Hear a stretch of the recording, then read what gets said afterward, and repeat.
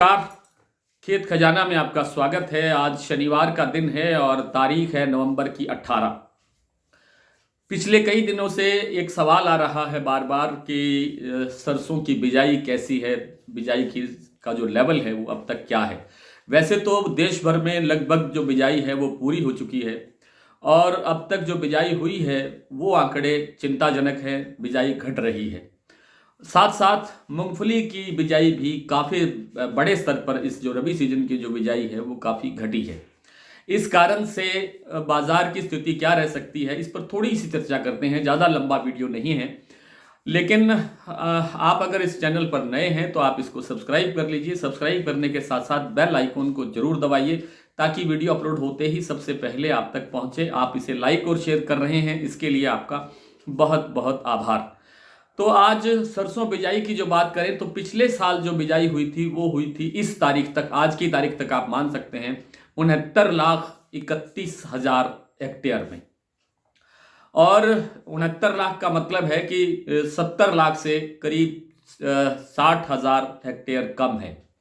और 70 लाख हेक्टेयर से बिजाई कम थी पिछले साल। इस साल जो बिजाई हुई है वो हुई है 68,55,000 हेक्टेयर में। आप कह सकते हैं कि करीब 1.25 लाख हेक्टेयर में बिजाई इस साल घटती हुई दिखाई दे रही है पूरे देश के अंदर। अब इसमें राजस्थान का जो इलाका है इसके अंदर बिजाई ज़्यादा घटी है, गुजरात में ज़्यादा घटी है और उत्तर प्रदेश में थोड़ी सी बिजाई बढ़ रही है। ये जो संकेत अभी तक के मिल रहे हैं उसके अनुसार सरसों की जो टोटल बिजाई है वो 1.25 लाख हेक्टेयर के आसपास कमज़ोर होती हुई दिखाई दे रही है।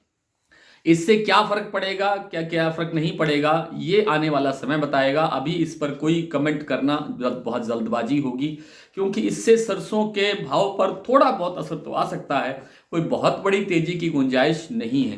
क्योंकि अभी भी जो देश भर की मंडियों में जो आवक हो रही है वो 3.5 लाख बोरी से लेकर के 4.5 लाख बोरी के बीच में चल रही है पिछले काफी दिनों से।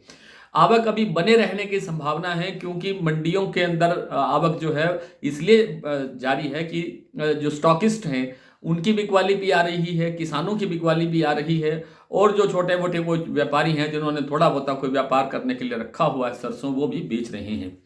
सबको पता है कि इससे बड़ी तेजी की संभावना अब है नहीं। इसका जो पीक है वो लेवल 6,000 रुपये का जो भाव इस समय जयपुर का चल रहा है, यही पीक है। इसके बाद कोई गुंजाइश शायद लगती नहीं है। हालांकि जो देश का तेल तिलहन बाजार है वो पूरी तरह अब विदेशी बाजारों पर निर्भर है।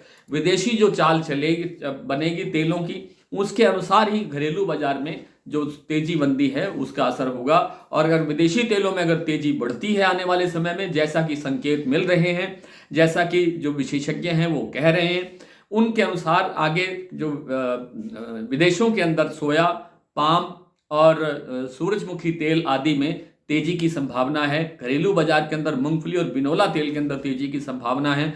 जब इन सारे तेलों के अंदर तेजी बनती है तो थोड़ी बहुत सरसों तेल के अंदर भी तेजी बनने की संभावना बनती है और सरसों पर भी 100-125 रुपए के सुधार की संभावना बन सकती है। लेकिन फिलहाल बाजार यहीं तक रहने की, इसी दायरे में रहने की संभावना है। सरसों में कोई बड़ी जो है तेजी की संभावना फिलहाल नहीं है। मूंगफली में इसलिए ज्यादा संभावना है तेजी की क्योंकि मूंगफली का जो इस साल का जो रकबा है वो काफी घट गया है। 20% के आसपास जो बाजार है बिजाई है वो घटी है। 1,41,000 हेक्टेयर के आसपास इस समय बिजाई हुई है पूरे देश में और पिछले साल ये 1,81,000 के आसपास थी।